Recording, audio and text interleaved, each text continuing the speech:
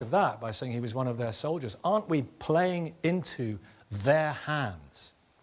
Well, the reason why people assumed that he was doing this, at least was inspired by Islamic State, is because it's something that Islamic State has called upon people around the world to do, using exactly this sort of methodology. Islamic State has said for some years that since various cells in the West have found it very hard to get hold of the technology to make bombs in recent years, they've been disrupted from doing so. Since it's very hard in the UK, for instance, to get hold of Kalashnikov rifles, ISIS has called on people in countries like this who follow their message to carry out attacks using vehicles, very low-grade attacks, knives, you know, this sort of thing. So that's why it fits a pattern of ISIS-inspired attacks. So we'll find out exactly, or some more of what motivated him in the days and weeks and months to come.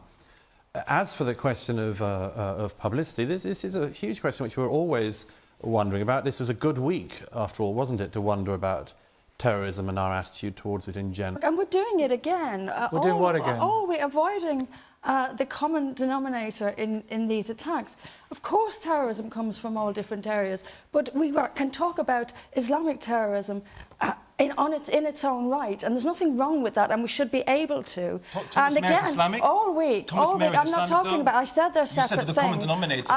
I'm talking about these apparent random attacks, like the one we saw in London last week, that we're putting down to a random criminal. How many random criminals of the same faith are we going to have before we look at the elephant in the room? And it's been in the media all week. We will never know what can possibly have driven him. And the only thing not a possibility is religious belief. And the fact that a person has been involved in crime or has taken drugs does not exclude them for having... no, they're not. I mean, even the Prime Minister, the Prime Minister in the Commons this week told us very matter-of-factly that this was a perversion of a great faith. She didn't offer any scriptural backing for that. In fact, she said it without any analysis or investigation of Scripture at all. But she also said it without any evidence as to the motivation, of the individual as well. Peter Hitchens. There's attacks across Europe. The IRA and as well, and your coverage of that, and our coverage of IRA atrocities in the past. But Anne-Marie, what's the alternative to the oxygen of publicity? I mean, are we expected to ignore these things altogether? What is it we're actually looking for here? I don't think we're giving it the correct coverage at all. I mean, Douglas described it as a single terror act. In London, yes, but how many terror attacks have there been across Europe in the last couple of years? And what have they got in common? And with this, can we not use our common sense and sit down and look at the religion that is possibly driving this? Why are, and let me ask, when the IRA were doing what they did everyone scramble to find an excuse? They were criminals, they were involved in drug abuse, they were mentally ill, or did they accept that they were Irish Republicans with an Irish Republican aim? Well, some were involved in drug dealing. Why can't we do the same? Yeah. And if there's no problem with Islamic scripture inspiring this, then let's look at it. Why aren't we looking at it? Why is it? If it's not Islamic scripture, then we have no problem. Wait a minute, Zaba's going to come back on that. But surely the point is, you establish the facts, you get the facts right, you infer from the facts what may have happened, then you report what did happen. That's what I'm asking for, but I don't think that's. But you're saying we should start with conclusions. No, I'm not. I'm saying we want the truth. We want the truth. We want to, and I want religious fervour to be included in the list of reasons that made this man. I don't think anyone is supporting that. Wait, Peter, in a second. Why are we bringing scripture into this? If they're not quoting scripture, because a lot of them quote the verses that say, "Find the infidels, root them out, and kill them." I debate these. Douglas wanted to come in. Douglas, come on.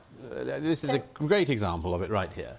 Mr. Al-Andalusi thinks that none of the terrorists ever quote the Quran. Flat out wrong. Flat out wrong. Let me give you one example. You mentioned it earlier, the killers of Lee Rigby.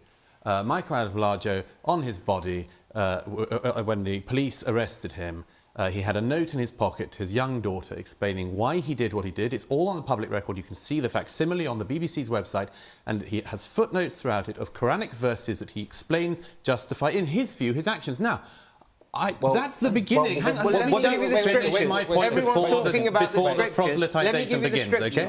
Let me just finish my point.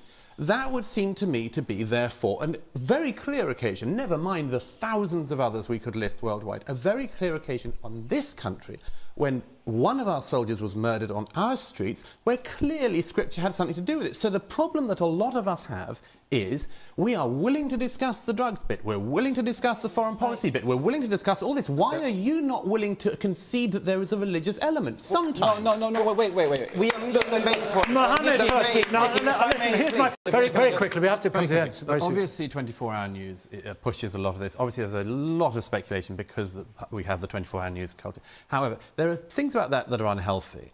But it's nothing like as unhealthy as the fact that if you look back, as I said at the start, about our attitude to terror of the past and our attitude to terror present, when the IRA killed MPs and many policemen and many soldiers, what did we end up doing?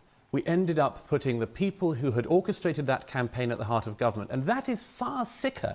The idea that 20 years from now, anyone who was associated with Khalid Massoud would be put into power, that's far more of a societal sickness than 24-hour news media. Saba, I'm going to give you the last word, Saba. We've got another... Some tabloids and some news that has gone out, as we all are aware, that has been misinformation, and things such as, Birmingham is the jihadist capital of England. That's not helpful unless it's backed up by evidence. It is. And it's actually not the capital; it's the second capital of terror. London is the capital. London is the capital of terror in the UK. Birmingham is second. Debatable. No. If you look at the stats, released earlier this month, it proves that. Do you know what? I'm going to have